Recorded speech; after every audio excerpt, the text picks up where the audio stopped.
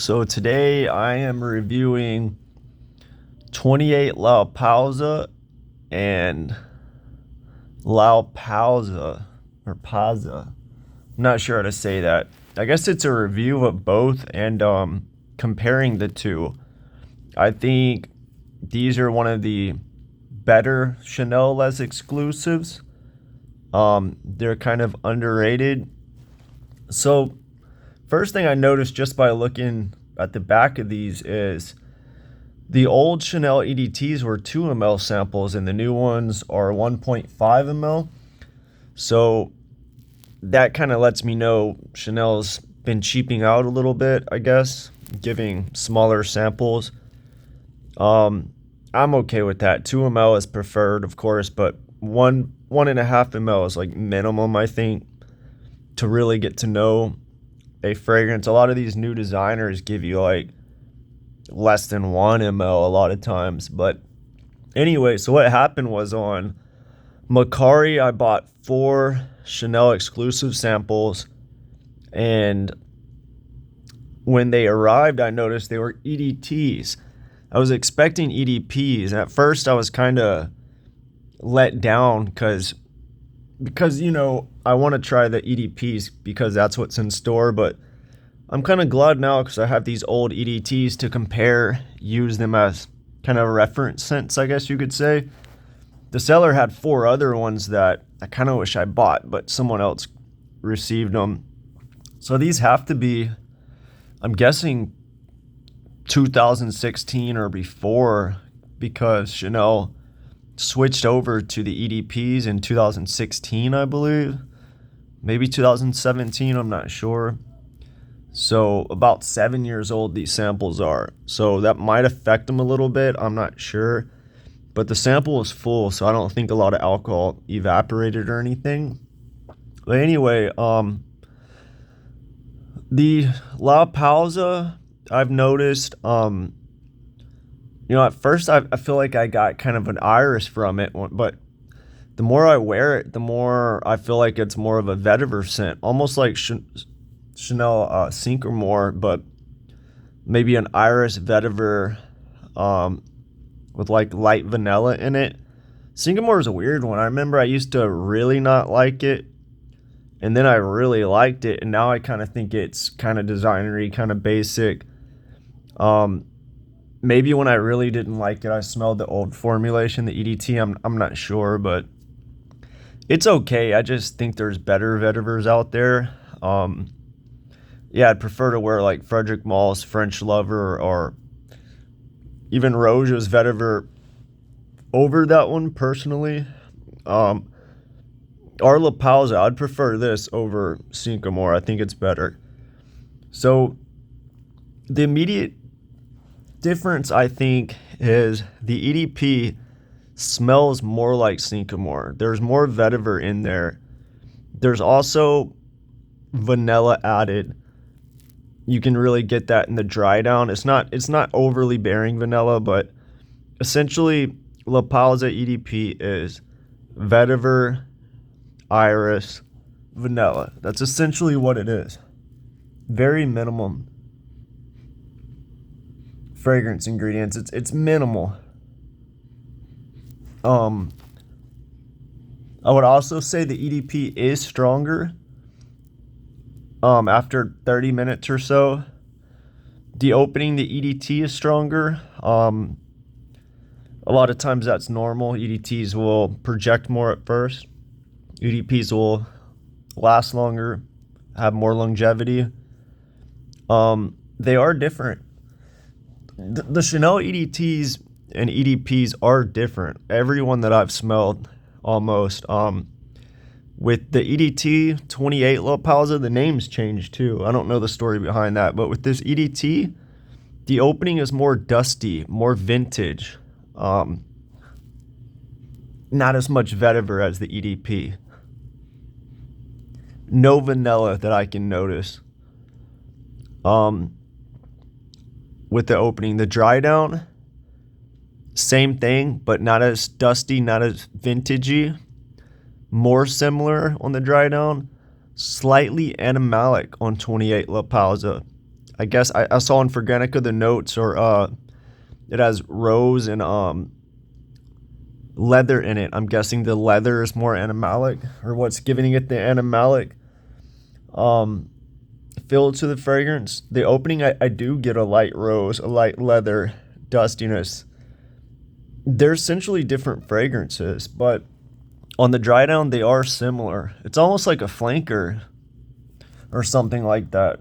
Like, I don't know. It's not like just EDP concentration. They definitely modernized it. They took away that vintage leather feel. They added vanilla to make it more mass appealing. I'm not saying I like one or the other more. I think they're both good.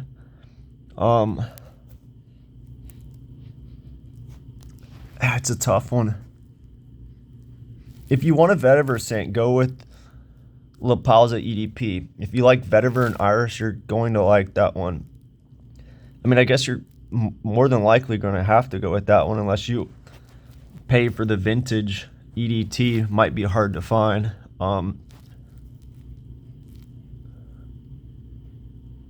Yeah, I would just go for the EDP. I don't think it's worth getting the vintage. The opening is unique on 28 La Pausa. Same thing with the Rue Cambon exclusive, however you say that. The EDT is way stronger on that one and more vintagey. I've noticed these old Chanel EDTs seem to have a vintage dustiness about them. You know how all these vintages, or a lot of them to me, smell dusty, like an old room with books or something. Basically, a lot of the new Chanel EDP exclusives have like vanilla in them. That's what it is. They added vanilla to make them more modern, modernize it. I mean, that's what you do when you modernize something, add vanilla. I guess that seems to be the case. But yeah, these two are both really good. I don't know if I would buy them. You know, a year or two ago, these exclusives were $200 for a 75 ml. And a few months ago, or less than a year ago, they went to $250. Now they're $275. I'm sure they're going to be $300. So these just keep going up in price. I'm guessing because Tom Ford keeps raising prices. You know, Chanel wants to be seen as the most expensive luxury brand, so they just have to charge more than what Tom Ford does. I don't know why they keep going up, but for $200, and you don't get discounts. You know, when Neiman Marcus does 25% off 200 or more, or Saks does 15% off, or Macy's does 15% off, Chanel is like the only brand that I know of that is excluded from those. So you don't have to look for a sale when you buy these. That has its pros and cons. So, you know, if these were $200 with 50 off for $150, they would be worth it. Even at $200, I think a lot of these exclusives are worth it, but $250 is pushing it, and now $275 plus tax, you know, you're looking at $300. I would go with Roja's vetiver, the cologne one, over this probably, or Frederic Mall's French Lover. There's other irises too. I mean, I don't know. This is a good iris, but it might be better just to get Chanel number 19. It's a tough one. If I were to buy an exclusive from Chanel, this might be one of them. Maybe 31 Rue Cambon. I think that's the number in front of that name. Or Coral Mandel is good, but I'd rather wear Musk Ravager than Coral Mandel. Or there's just other fragrances, Eris perfumes, MXXX. There's so many ambers out there. La Lion's pretty good. I do think that one's kind of linear. I just get like incense from it. It's good. It's good, but I don't know. It's kind of overhyped a little bit. These Chanels, you know, I used to not like them. Then I started really liking them. Now I still like them. I just think they're overpriced. You know, for $300 with tax for a 75 ml, you could probably find better out there, better ingredients. But they're not bad. They're just overpriced significantly, I think. But yeah, both of these are good. Like I said, the EDT, more dusty, dry. Animalic, slightly on the dry down. Rose on the opening. The EDP, easy to explain. Vetiver iris, slight vanilla. I think the EDP, I think they're unisex. I don't think the EDP leans feminine or masculine. You know, maybe the vanilla, the iris leans feminine and the vetiver leans masculine, and vanilla, I mean, is used in everything nowadays, so it's kind of split down the middle.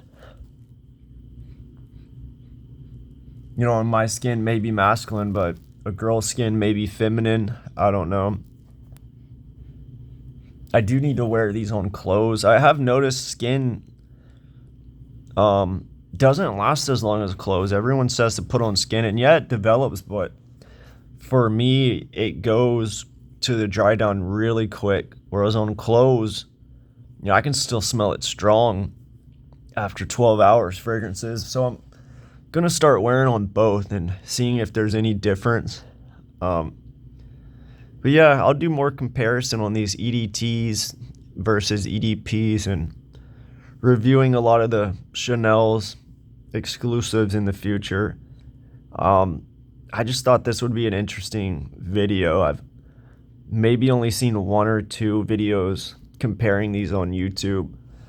And yeah, that's about it. Let me know which one you prefer if you tried both of these, or do you like La Pausa or anything else? All right, see you later.